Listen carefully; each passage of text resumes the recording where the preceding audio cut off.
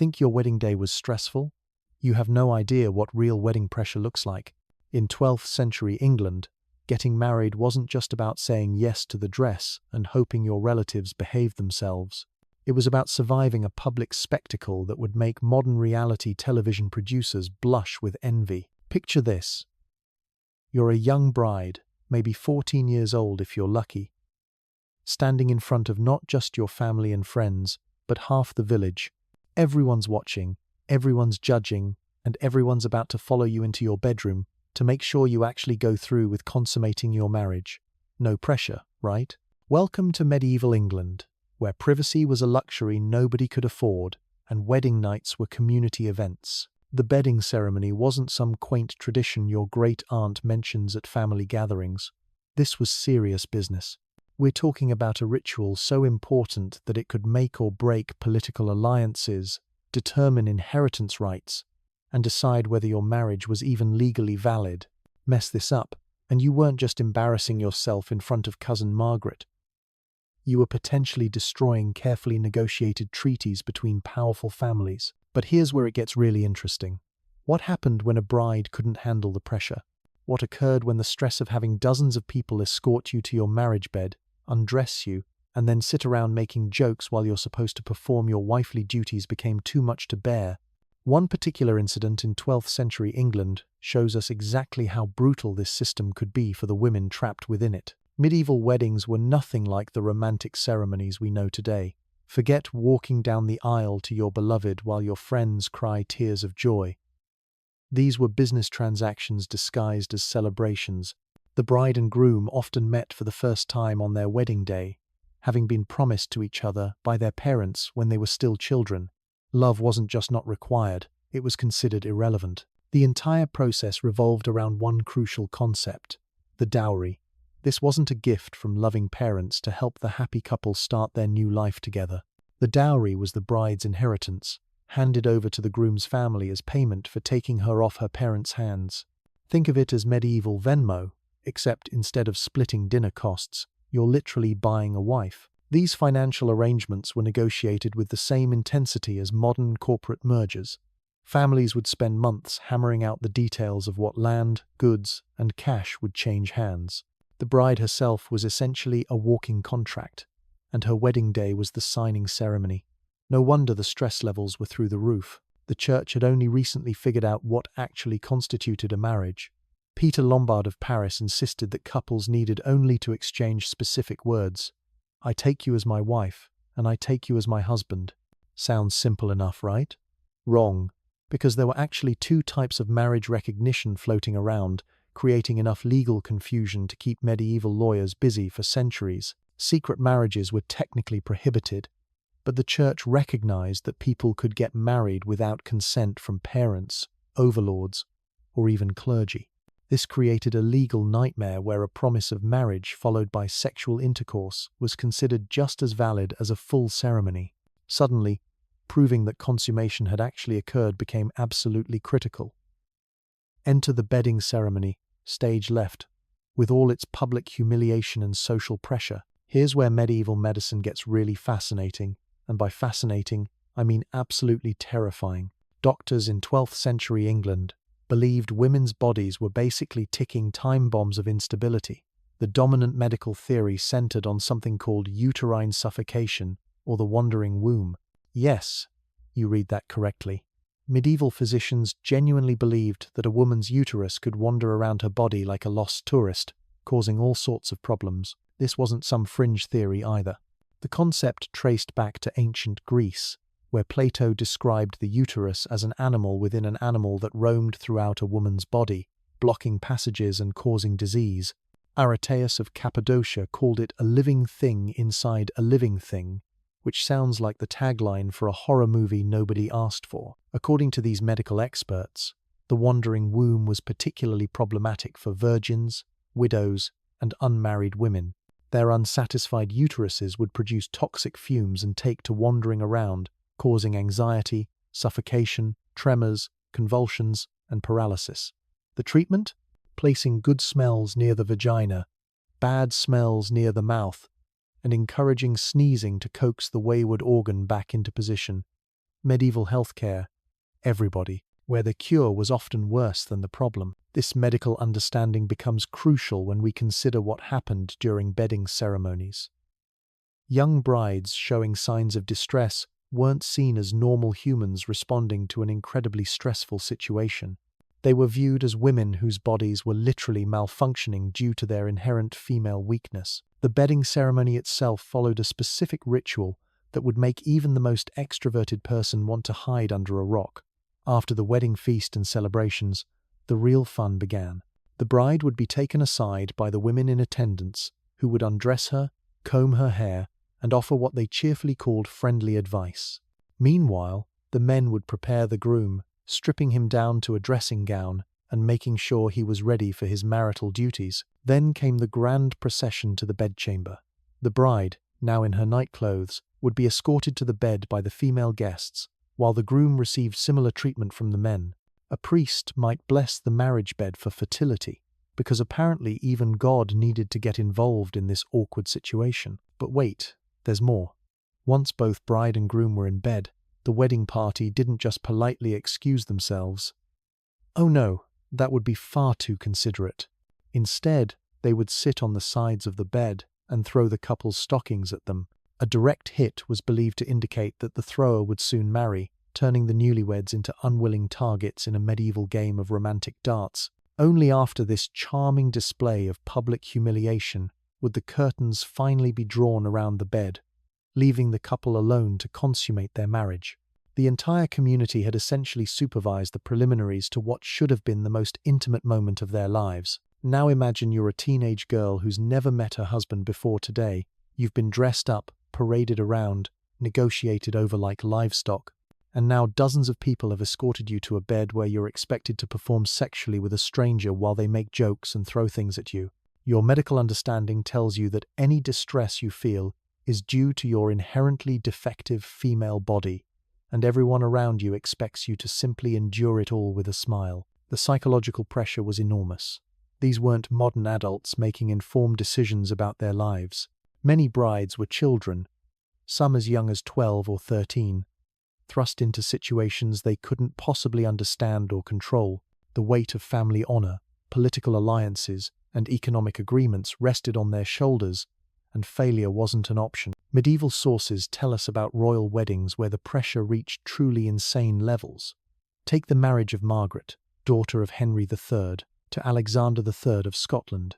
This wedding had been arranged when both children were infants, and by the time the actual ceremony took place, it represented a crucial diplomatic alliance between England and Scotland. The elaborate nature of royal weddings, with their extensive ceremonies and public scrutiny, created an environment where even the strongest individuals might become overwhelmed. Peter de Chassepour, the keeper of the king's wardrobe, and the royal tailors worked overtime to deliver all the required materials. New robes were ordered not just for the bride and groom, but for the entire royal family. Everyone was on display, and the pressure to perform perfectly was immense. The guests themselves were part of the show.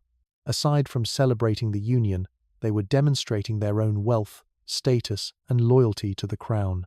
The bride wasn't just getting married. She was starring in a political theatre production where every detail mattered, and every mistake would be remembered and discussed for years to come. In this environment, is it any wonder that some brides simply couldn't cope? The combination of youth, fear, unfamiliarity with their spouse, and the intensely public nature of the entire process created perfect conditions for what we would now recognize as panic attacks or acute stress reactions. But in 12th century England, a bride showing signs of distress during her bedding ceremony wasn't seen as a normal response to an abnormal situation. Instead, such episodes were interpreted through the lens of medieval medical understanding, which viewed women as inherently unstable creatures prone to various ailments. A fainting bride wasn't experiencing a panic attack. She was suffering from uterine suffocation.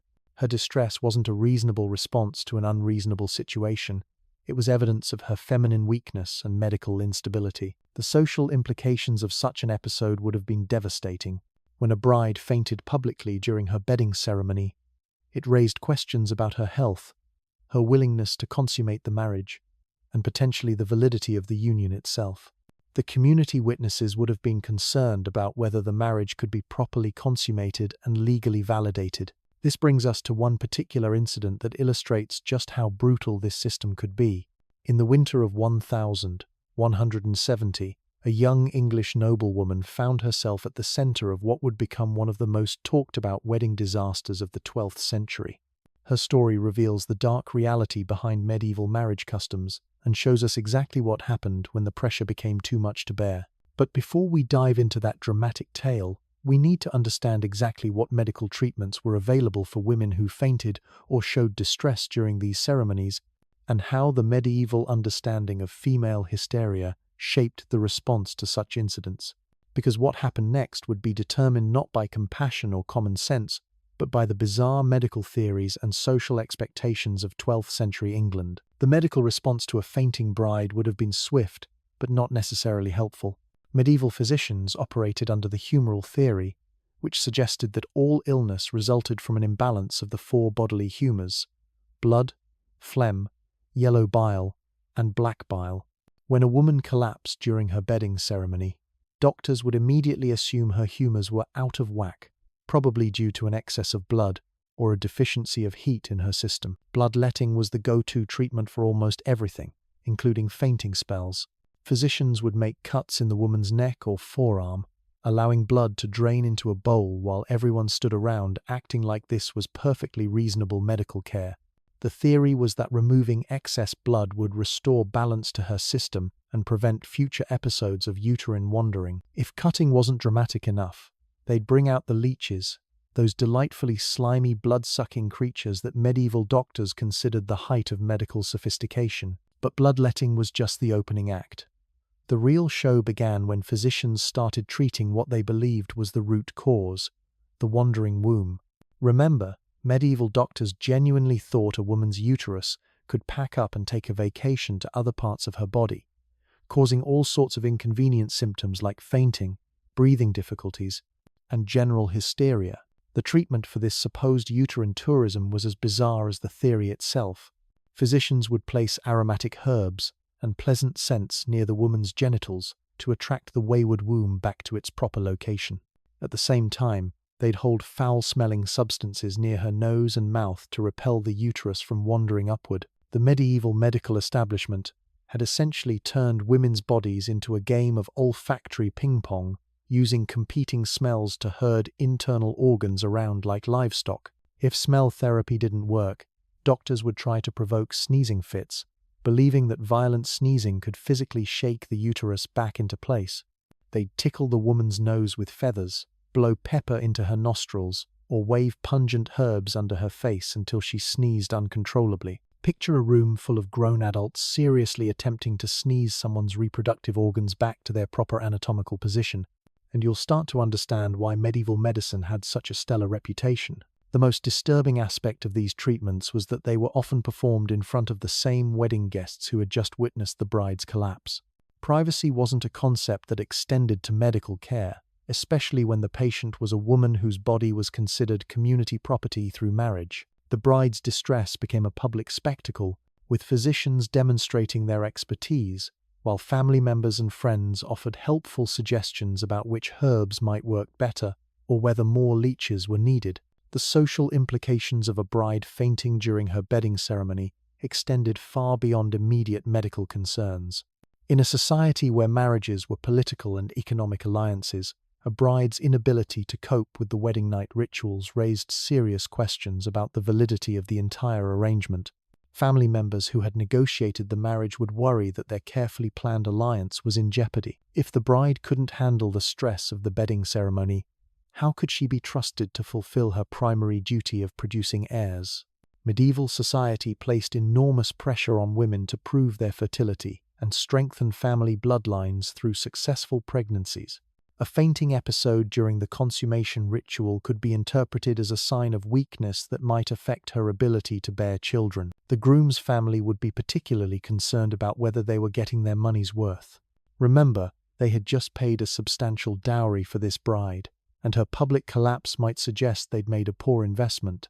Medieval marriage contracts sometimes included clauses about returning dowry payments if the bride proved unsuitable, and a dramatic fainting episode could potentially trigger such provisions. Religious authorities would also weigh in on the situation because the church had strong opinions about what constituted a valid marriage. If the bride was too distressed to participate willingly in the consummation, some clergy might argue that the marriage hadn't been properly completed.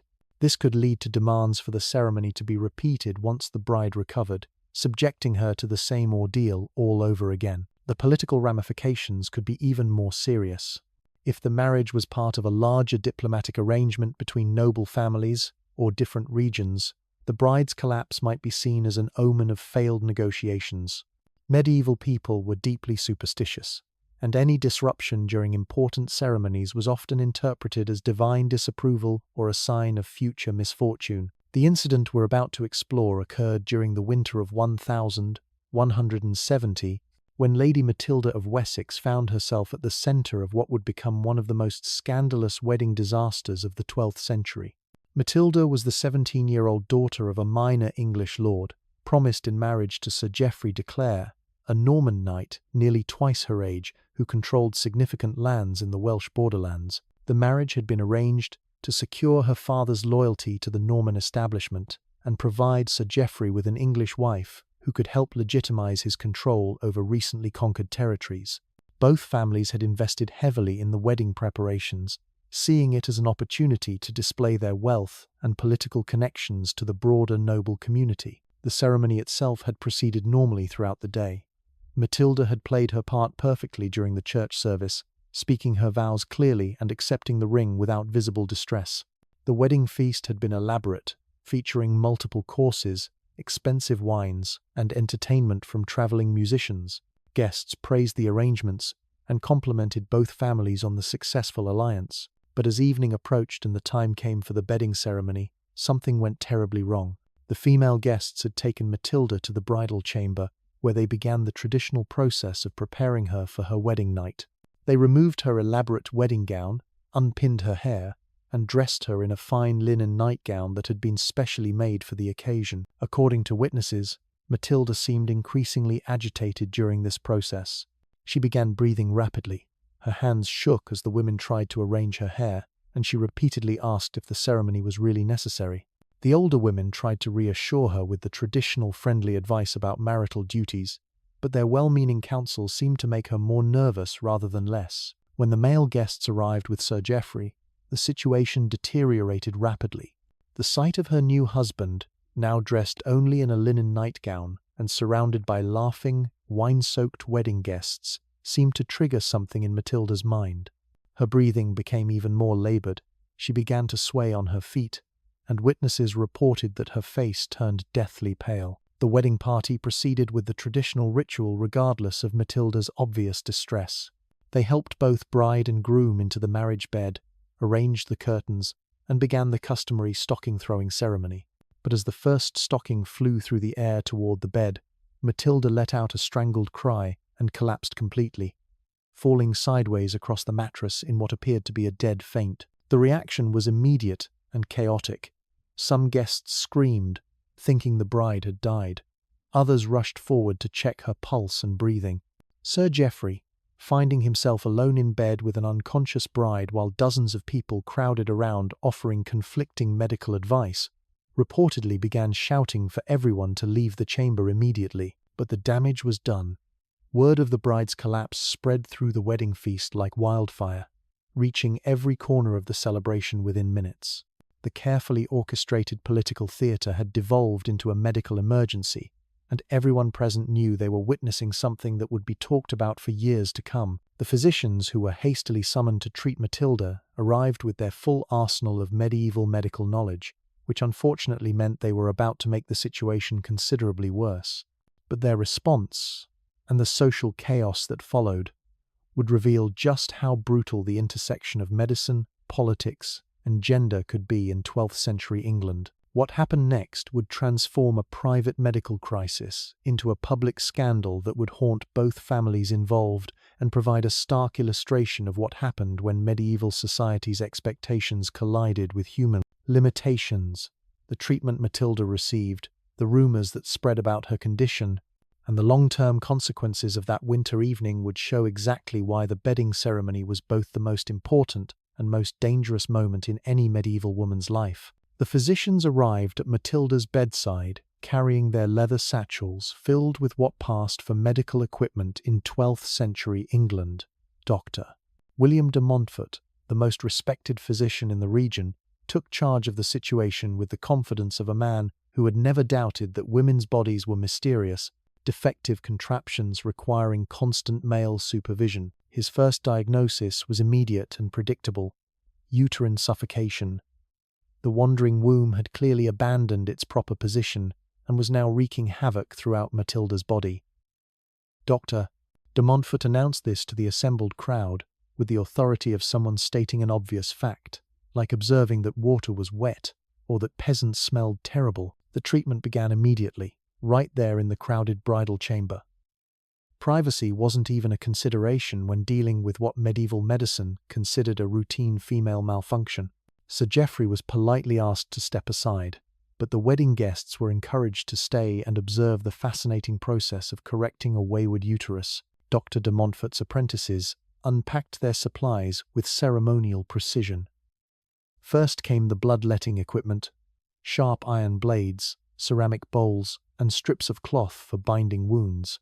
The theory was straightforward enough. Excess blood was clearly causing Matilda's humors to become unbalanced, leading her uterus to wander around her body like a lost sheep. They made careful incisions on her forearms, allowing dark red blood to flow into the waiting bowls. The wedding guests watched with fascination as the physicians explained their methodology. Too little bloodletting wouldn't solve the problem, but too much might weaken the patient beyond recovery. Medieval medicine required a delicate touch when it came to draining people's life force. While the blood flowed, other preparations were underway. The physicians had brought an impressive collection of aromatic substances designed to attract the wandering uterus back to its proper location. Rose petals, lavender, sweet herbs, and expensive imported spices were arranged near Matilda's lower body, creating what looked like a bizarre medieval flower arrangement with distinctly gynecological purposes. At the same time, they prepared the foul-smelling substances that would repel the uterus from wandering upward.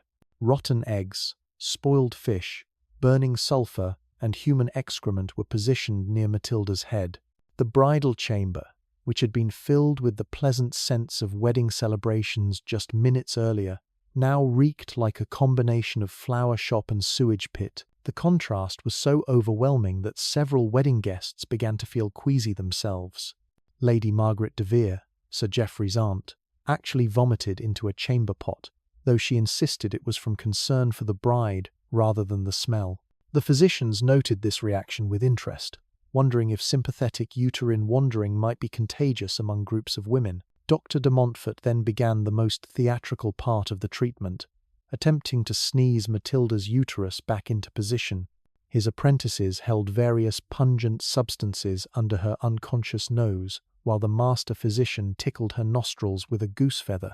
The goal was to provoke violent sneezing fits that would physically shake her internal organs back to their proper arrangement. The wedding guests watched this spectacle with the same fascination modern people might reserve for a particularly dramatic reality television show. Here was cutting-edge medical science in action, performed by educated professionals who charged substantial fees for their expertise.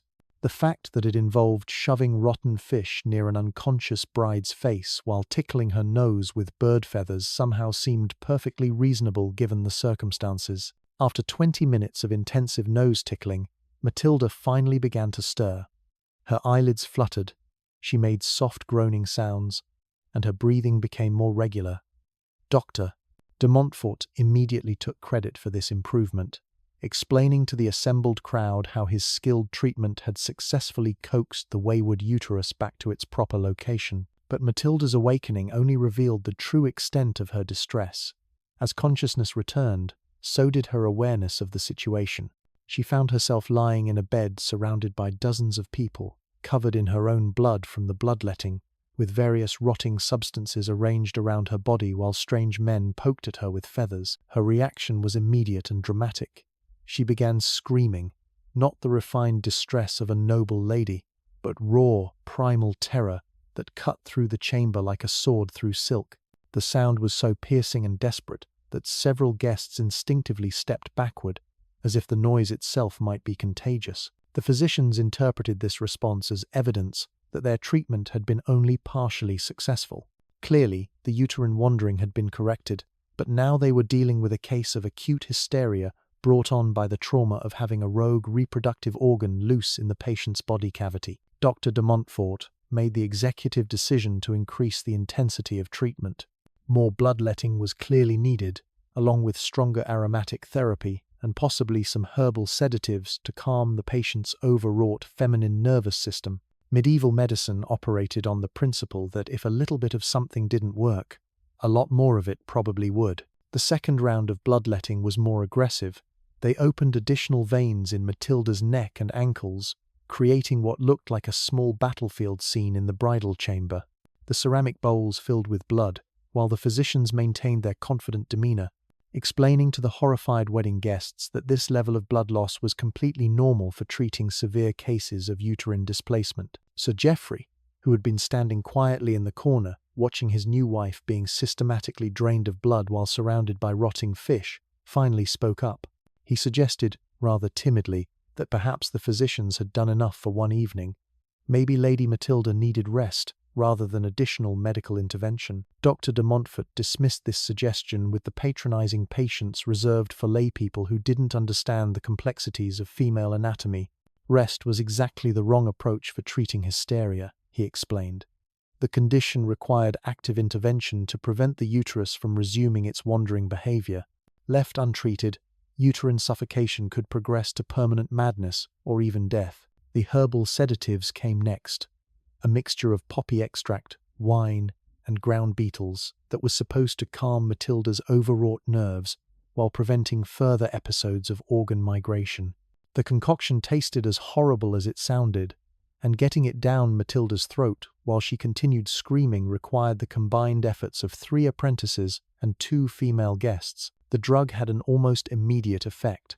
Matilda's screaming subsided to quiet whimpering, her thrashing movements became sluggish and uncoordinated, and her eyes took on the glassy, unfocused look that indicated successful medical sedation. Dr. de Montfort pronounced the treatment a complete success and began packing up his equipment with evident satisfaction. But the damage to the wedding celebration was irreversible. What had begun as a carefully orchestrated political alliance had devolved into a medical horror show that left everyone involved traumatized and confused. The guests who had come to witness a successful union instead found themselves spectators to what looked like medieval torture disguised as healthcare. Word of the incident spread beyond the immediate wedding party with the speed that only truly scandalous gossip could achieve. By morning, every noble household within 50 miles had heard some version of the story. The details grew more dramatic with each retelling, as medieval rumors tended to do. Some versions claimed that Matilda had died and been brought back to life through the physicians' heroic efforts. Others suggested that she had been possessed by demons and required exorcism rather than medical treatment. A few particularly creative storytellers implied that the entire incident was divine punishment for some unspecified sin committed by one of the families involved. The political implications were immediate and severe. The marriage alliance that both families had worked so hard to arrange was now associated with public humiliation, medical catastrophe, and possible supernatural intervention. Other noble families began to question whether they wanted to associate themselves with people who couldn't even get through a wedding ceremony without requiring emergency medical attention. Sir Geoffrey found himself in an impossible position. He had paid a substantial dowry for a bride who had publicly collapsed during their bedding ceremony, required dramatic medical intervention, and was now the subject of scandalous gossip throughout the region. The marriage had been consummated in the technical sense. They had shared a bed, and there were witnesses, but hardly under circumstances that anyone would consider normal or auspicious. Matilda's family faced equally serious consequences.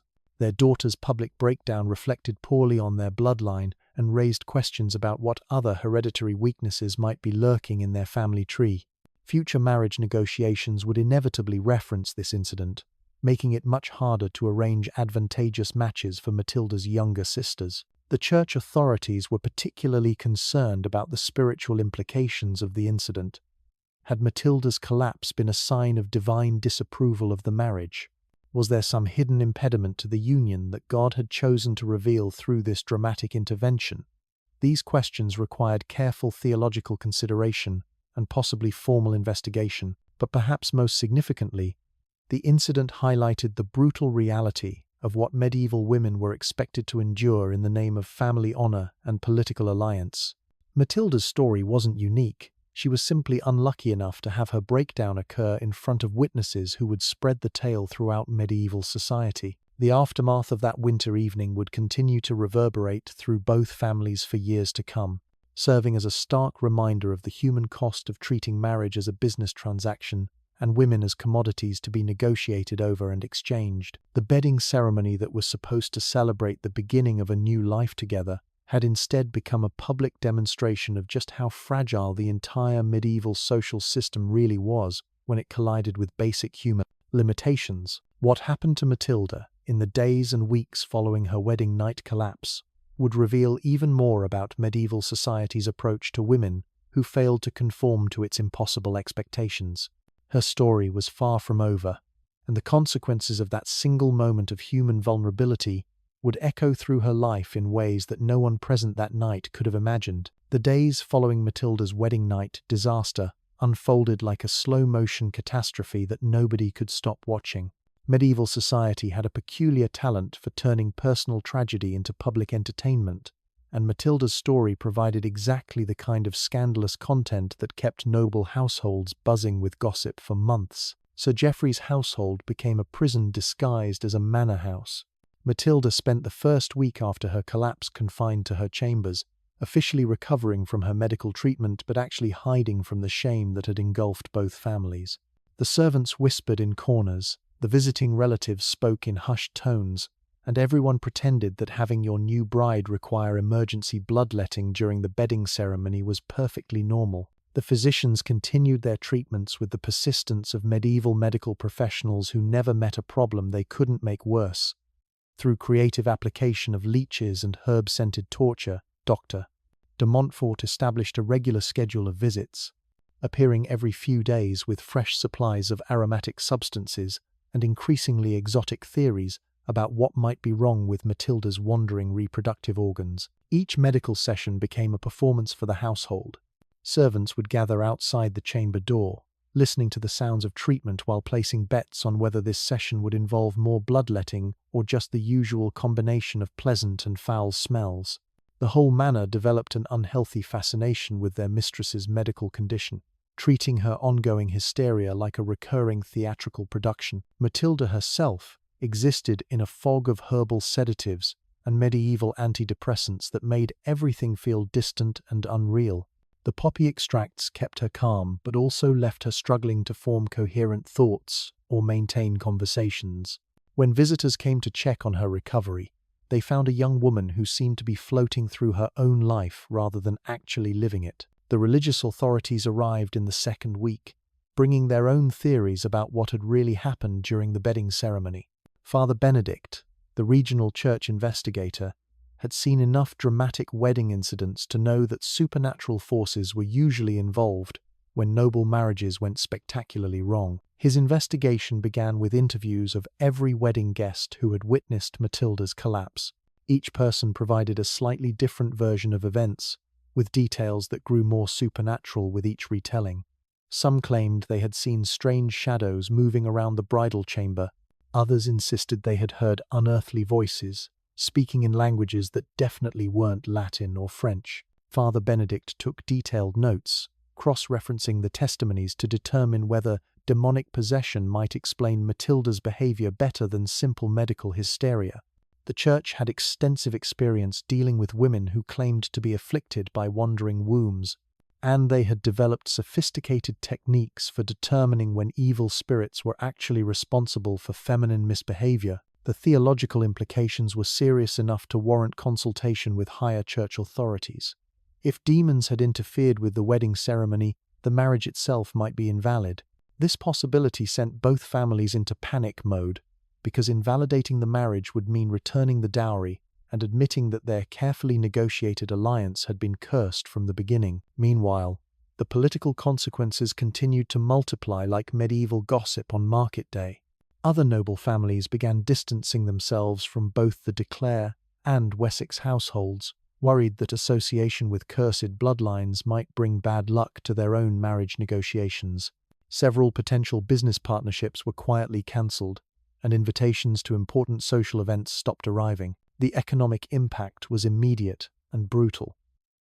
Sir Geoffrey's tenants began whispering about whether their lord's cursed marriage might bring disaster to the entire estate. Crop failures, livestock diseases, and other misfortunes that would normally be attributed to bad weather or poor planning were now seen as evidence of supernatural displeasure with the de Clare household. Matilda's father found himself dealing with similar problems on his own lands. Vassals questioned whether pledging loyalty to a lord whose daughter had been publicly possessed by demons was really the best career move. The carefully constructed network of political alliances that had taken years to build began unraveling with the speed that only medieval superstition could achieve. The most devastating blow came when other noble families began questioning the mental stability of Matilda's entire bloodline. If hereditary madness ran in the family, what did that mean for future generations? The stigma of mental instability could destroy marriage prospects for decades, turning eligible daughters into unmarriageable burdens that families would struggle to support. Matilda's younger sisters found themselves suddenly transformed from valuable marriage assets into potential liabilities. Families that had previously expressed interest in marriage alliances now made polite excuses and looked elsewhere for brides who came without the baggage of public mental breakdowns and possible demonic interference. The medical establishment, never ones to admit that their treatments might be making things worse rather than better, doubled down on their approach to Matilda's condition. Dr. de Montfort consulted with colleagues from other regions, sharing detailed descriptions of her symptoms and comparing treatment methodologies. The consensus was clear. This was the most severe case of uterine wandering that anyone had encountered in recent memory. The fact that standard treatments weren't producing immediate results simply meant that more aggressive intervention was required. Medieval medicine operated on the principle that if something wasn't working, you obviously weren't doing enough of it. The enhanced treatment protocol involved daily bloodletting sessions, more potent herbal sedatives, and experimental aromatherapy techniques that pushed the boundaries of what even medieval medicine considered reasonable. Matilda's chamber began to resemble a combination hospital, laboratory, and torture chamber, with physicians testing increasingly bizarre theories about how to prevent reproductive organs from taking unauthorized tours of the human body. The constant medical intervention left Matilda in a state of perpetual semi-consciousness that made it impossible for her to participate meaningfully in her own life. She couldn't hold coherent conversations with visitors, couldn't perform the basic duties expected of a noble wife, and couldn't even maintain the pretense of normal behavior that might have helped restore her family's reputation. Sir Geoffrey found himself married to a woman who was technically alive, but functionally absent from their relationship. The political alliance that the marriage was supposed to cement had become a source of embarrassment rather than strength. His new wife required constant medical supervision, couldn't fulfill her reproductive duties, and had become the subject of regional gossip that reflected poorly on his judgment and leadership abilities. The situation created a legal nightmare that medieval courts were ill-equipped to handle. Could a marriage be considered valid if the bride had been unconscious during the consummation ceremony? Did ongoing medical treatment for hysteria constitute grounds for annulment? Were there precedents for dealing with wives whose uteruses had been definitively diagnosed as chronically nomadic? Church lawyers spent weeks researching canonical law, looking for guidance on how to handle marriages that had been consummated under medical duress. The legal questions were complicated by the fact that both families had substantial financial investments in the alliance and couldn't afford to simply walk away from their commitments. The broader noble community watched the developing crisis with the fascination that medieval people reserved for disasters that happened to other families. Matilda's story became a cautionary tale told at dinner parties, a reminder of what could happen when marriage negotiations ignored the potential for feminine mental instability. But the story also revealed something darker about medieval society's treatment of women who failed to conform to impossible expectations. Matilda hadn't chosen to collapse during her bedding ceremony. She hadn't requested the medical torture that followed. She certainly hadn't asked to become the subject of regional gossip about demonic possession and hereditary madness. Yet the entire weight of social, political, and religious consequences fell on her shoulders. Her inability to cope with an inherently traumatic situation was treated as personal failure rather than systemic cruelty. The medical and spiritual authorities who claimed to be helping her were actually making her situation worse with every intervention. The winter of 1170 stretched into spring, and Matilda's condition showed no signs of improvement. If anything, the constant medical attention was creating new problems. The regular bloodletting had left her physically weak and pale. The herbal sedatives had affected her ability to think clearly or remember recent events. The ongoing aromatherapy sessions had given her chronic headaches from exposure to various strong scents. More concerning was the psychological damage from months of being treated as a medical curiosity rather than a human being. Matilda had internalized the message that her body was fundamentally defective, and that her distress was evidence of feminine weakness rather than normal response to abnormal circumstances. The physicians, meanwhile, continued to document her case with the enthusiasm of researchers who had stumbled across a fascinating new form of pathology. Dr. de Montfort was already planning to present his findings at the next regional medical conference, where Matilda's wandering womb would become a case study for treating similar conditions in other noble wives. The irony was lost on everyone involved. The very system that had created the conditions for Matilda's breakdown was now using her suffering as evidence of why that system was necessary. Women clearly couldn't handle the responsibilities of marriage without extensive male supervision and medical intervention. The bedding ceremony was obviously essential for identifying brides who might suffer from hereditary mental instability. As spring turned towards summer, it became clear that the situation couldn't continue indefinitely. Both families were hemorrhaging money on medical treatments that weren't working. The political alliance was providing no benefits while continuing to generate negative publicity. Something had to change, but medieval society offered very few options for dealing with inconvenient wives who refused to recover from their feminine ailments. The solution, when it finally came, would be as brutal and pragmatic as everything else about medieval marriage. But it would also reveal the ultimate fate that awaited women who proved too fragile for the system that claimed to protect them while systematically destroying their humanity in the name of family honor and political necessity. The solution came in the form of a letter that arrived on a humid June morning, bearing the seal of Whitby Abbey. Mother Superior Margaret had heard about Matilda's condition through the extensive network of religious gossip that connected every monastery, convent, and abbey across England. Her letter was addressed to Sir Geoffrey, written in the careful Latin script that marked it as official church business. The proposal was elegantly simple and brutally practical. Whitby Abbey would accept Lady Matilda as a novice, providing her with the spiritual guidance and medical care that her condition obviously required.